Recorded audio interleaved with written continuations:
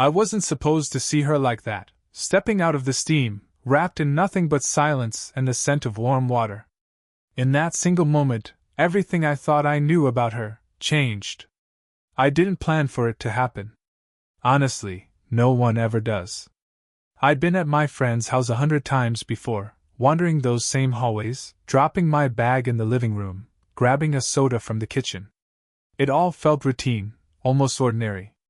That's why the moment struck so much harder, because it arrived without warning, and left me unsteady in ways I couldn't put into words. The sound reached me first, the faint hiss of water shutting off, then the muted creak of bathroom hinges. I was halfway down the hall, calling out for my friend, when the door opened, and there she was. His mother. Steam spilled out behind her in slow curls, softening the edges of everything, the doorframe, the tiles, even the air around her. A towel was draped around her figure, knotted carelessly at the chest, the fabric still damp in places. Drops of water traced the curve of her collarbone before disappearing beneath terrycloth, and her hair clung in dark, wet strands against her skin. My feet froze. My voice stopped short in my throat. For a beat, all I could hear was the soft rhythm of water dripping from her hair to the floor. She noticed me almost instantly, of course she did, and her eyes widened, just a fraction, before she drew in a quiet breath. Neither of us spoke. I felt the air shift between us, thick with the heat of the shower she just left, carrying the faint, clean scent of soap and something floral I couldn't name. It reached me as clearly as if she'd stepped close enough to whisper. My heart stumbled at the sudden closeness of it all. She pulled the towel tighter with one hand, almost reflexively, though the gesture wasn't frantic. It was graceful, composed, the way only someone confident in herself could be. Still, there was a flicker in her eyes, a trace of vulnerability that softened her poise. Sorry, I managed, my voice rougher than I meant. I looked away, but not fast enough. That single glance lingered in my mind like a mark burned too deep to erase.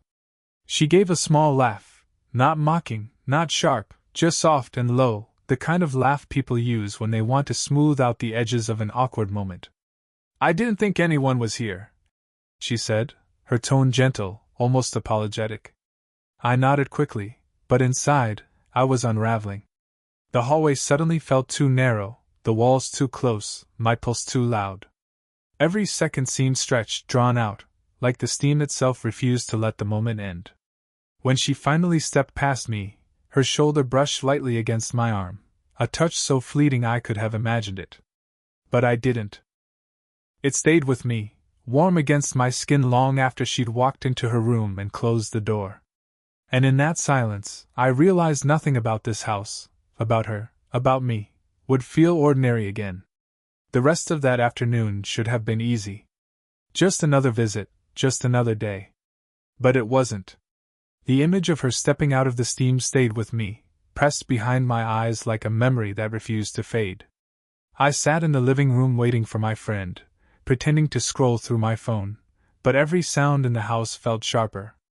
The creak of the floor upstairs. The soft hum of the air conditioner.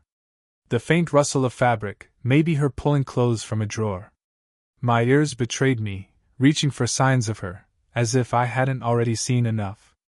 When she finally appeared again, everything about her seemed ordinary yet not. She wore a simple blouse and jeans, her hair brushed and drying now, but the sight of her still carried the quiet afterglow of that moment in the hallway. She paused when she noticed me sitting alone. "Your friend's running late," she said, her voice smooth but carrying a softness I hadn't noticed before. She crossed the room with calm assurance, not hurried, not flustered. She carried herself the way she always did, graceful, measured, but I couldn't ignore the way her eyes flicked toward me, as if to test whether I still carried the awkwardness of before. "I figured," I replied, shifting in my seat. My tone was casual, but my hands betrayed me, restless against the arm of the couch. She smiled faintly, settling into the chair across from me. Not too close, but not far enough to feel safe. "You're quiet today," she said, studying me in that effortless way older people do, like they've lived long enough to see through half-truths and nervous facades. I tried to laugh it off. Just tired, I guess. But the truth sat heavy in my chest. I wasn't tired. I was alive in a way I hadn't expected, strung tight by something unspoken between us. The air in the room carried the faintest hint of her shampoo, floral and clean, a whisper of the steam still caught in memory. Her fingers brushed a stray strand of damp hair behind her ear, the movement unremarkable, but for me, it slowed time. Her hand lingered there a moment too long, her gaze dropping to the table as though she, too, felt the weight of silence. I wanted to look away, but I didn't. And when her eyes lifted to meet mine again, there was something there, not an invitation, not yet, but a softness, a vulnerability that matched the flicker I'd seen in the hallway. For a second, either of us spoke. The quiet stretched, filling the space like another kind of steam, thicker than air and impossible to ignore. My pulse quickened, and I wondered if she could hear it. Then the sound of a car door outside broke the moment. My friend was finally home. She exhaled, almost imperceptibly, before standing with practiced ease. "Looks like your wait's over," she said, her voice calm again, but her eyes, they lingered just a little longer than they should have. And I knew then, what had happened between us in that hallway wasn't going to vanish. It had only just begun. The days that followed blurred together, but the moment never left me. Whenever I thought of her, it wasn't the towel or the steam. It was the way her eyes had caught mine, steady yet uncertain, as if we'd stumbled into something neither of us had meant to find. I told myself it was nothing. Just awkward timing. Just a misunderstanding. But every time I stepped into that house again, I felt it, the shift. The air seemed charged, my senses sharper, like I was waiting for her without admitting it. One afternoon, I arrived earlier than usual. My friend wasn't home yet, but she was. She opened the door herself, smiling politely, as if nothing unusual had ever happened. And yet, the pause in her greeting gave her away. "Come in," she said gently, stepping aside. Her perfume lingered faintly in the entryway, warm and subtle, and I couldn't help but notice the way her sleeve brushed against my arm as I passed. Just the lightest touch, accidental maybe, but enough to make my chest tighten. We ended up in the kitchen together. She poured a glass of water, then one for me, without asking. The small gesture unsettled me more than it should have, too intimate, too thoughtful. When she slid the glass across the counter, her fingers grazed mine. It lasted only a heartbeat, but it sent a current up my arm, sharp and uninvited. She must have felt it too, because her eyes lifted, meeting mine in silence. The room felt smaller all at once, the hum of the refrigerator suddenly louder, the clock on the wall ticking in measured beats I couldn't ignore. I pulled back slightly, wrapping my hand around the cool glass, trying to steady myself. "Thanks," I murmured. She nodded, her lips parting like she might say something more, but the words never came. Instead, she leaned against the counter, crossing her arms in a casual pose, though her shoulders seemed tense. For a long moment, we just stayed there. Two people caught between what was appropriate and what was undeniable. Every detail sharpened, the faint shine of light on her hair, the way her blouse shifted softly with her breath, the quiet warmth in her gaze that felt both safe and dangerous. I searched for something simple to say, anything to break the tension. But nothing came. My voice stayed locked inside me, tangled with thoughts I couldn't admit. Finally she spoke, her tone calm, steady, but quieter than before. "You don't have to sit here in silence, you know." I almost smiled, but the weight of her words carried more than just casual advice. They hinted at something else, a permission, maybe, or an acknowledgement that we were both aware of the unspoken. Before I could respond, the sound of the front door opening broke the spell. My friend's voice called out, filling the house, normal and careless. She straightened instantly, her composure slipping back into place like armor. I stepped away, my pulse still racing, the taste of that moment lingering like something forbidden yet irresistible. And as I followed my friend upstairs, I knew I would replay that kitchen silence for days to come. It happened late, later than it should have. I hadn't planned on staying, but time slipped by, as it often does when you're not paying attention. My friend had left to run an errand with his brother, promising to be back soon. I stayed behind, sprawled across the couch with the TV on low, the room dim except for the soft flicker of the screen. That was when she walked in. Not dressed up, not polished the way I sometimes saw her, but comfortable, a loose sweater, her hair tied back casually. She carried a mug of tea in her hands, and when she saw me still there, she paused. "Didn't think you'd still be around," she said, her voice hushed, though the house itself was quiet. "They won't be long," I replied. "Figured I'd wait." She nodded, moving toward the armchair but stopping short, as if reconsidering. Then she lowered herself onto the couch instead, just at the other end. Not too close, but closer than necessary. The cushions dipped slightly beneath her weight, and I felt the shift travel through the space between us. For a while, we just sat there, the muted sound of the TV filling the silence. She cradled her mug, the faint aroma of chamomile drifting toward me, mingling with the warmth of her presence. Every so often, she glanced at me, though never for long. Finally, she spoke, her tone softer than usual. "You know, it's strange having someone around who actually notices things." I turned toward her, caught off guard. "What do you mean?" Her fingers traced the rim of her mug. "Most people, they only see what they want to. They don't pay attention to the quiet moments." She paused, then gave a small, almost self-conscious laugh. "But you do. I see it in the way you listen. In the way you look." Her words sank into me, heavy and warm, carrying an honesty I hadn't expected.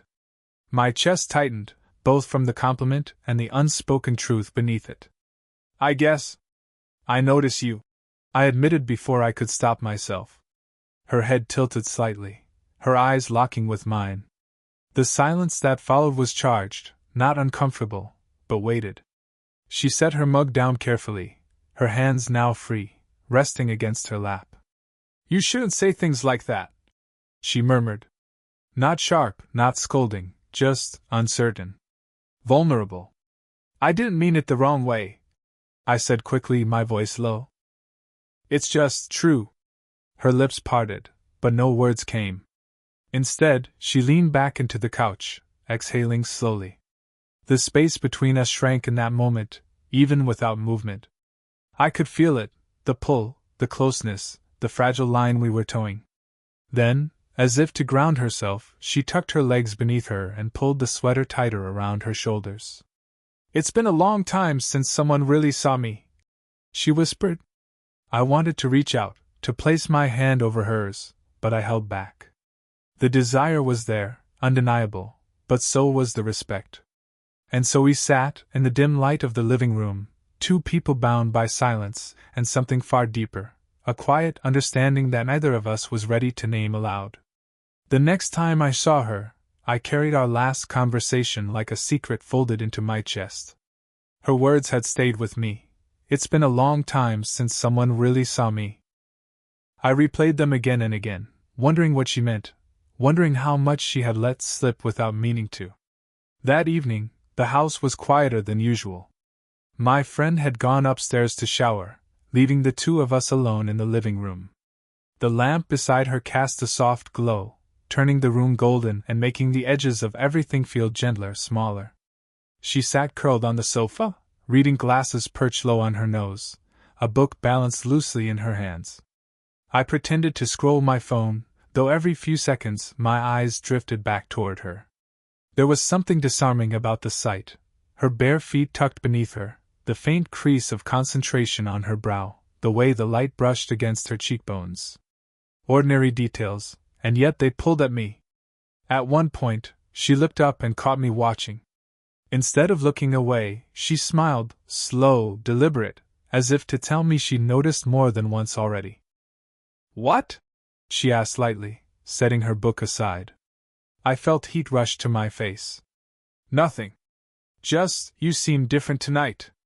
Her brow arched slightly, amused but curious. "Different how?" I hesitated, the words thick on my tongue. "More relaxed? Like yourself?" For a moment, she said nothing, only studied me with those sharp, knowing eyes. Then she shifted, uncurling her legs and stretching them out so they brushed against mine where I sat at the other end of the couch. It wasn't intentional at first, or maybe it was, but when neither of us moved, the contact lingered, warm, startling, electric. I could feel every detail, the light pressure of her ankle resting near my knee, the subtle heat radiating through the thin fabric of my jeans. My heart pounded, but I stayed still, afraid that moving would shatter the fragile balance of the moment. She let out a breath that sounded almost like a sigh. You know, sometimes, it feels good to have someone notice. To not feel invisible. Her voice was low, almost confessional, her eyes fixed not on me but on the floor between us. I could never not notice you, I said quietly, the truth slipping out before I could stop it. Her gaze lifted then, meeting mine with an intensity that sent a shiver down my spine. For a heartbeat, it felt like the room leaned closer, like the space between us had dissolved entirely. My hand twitched, aching to reach for hers. But before I could, she drew back just slightly, folding her legs beneath her again, retreating into the safety of distance. Careful, she whispered, her tone soft but weighted. Some lines aren't easy to uncross. Her words lingered in the air, heavy and unspoken, even as the sound of the shower upstairs turned off, breaking the spell. And just like that, the world slipped back into motion. But the warmth of her leg against mine stayed burned into me, a reminder that we were already standing dangerously close to the edge. It was late again, later than it should have been. My friend had left unexpectedly to stay the night at a cousin's place, tossing me the choice, head home, or crash on the couch. I said I'd stay, though the truth was, I wasn't ready to leave. Something in me kept circling back to her, to the tension that seemed to grow every time we were left alone. She found me in the kitchen, half-heartedly making tea I didn't really want. She leaned against the doorway, arms folded, her presence filling the room without a sound. For a moment neither of us spoke. The only noise was the low bubble of the kettle, like a countdown I couldn't stop. "You're staying tonight?" she asked finally, her voice calm but edged with something else, something that felt like hesitation. "Yeah," I said, trying to sound casual. "He won't be back until morning." She nodded slowly, stepping into the room. The soft light above the stove brushed against her features, catching the lines of her face, the tiredness around her eyes.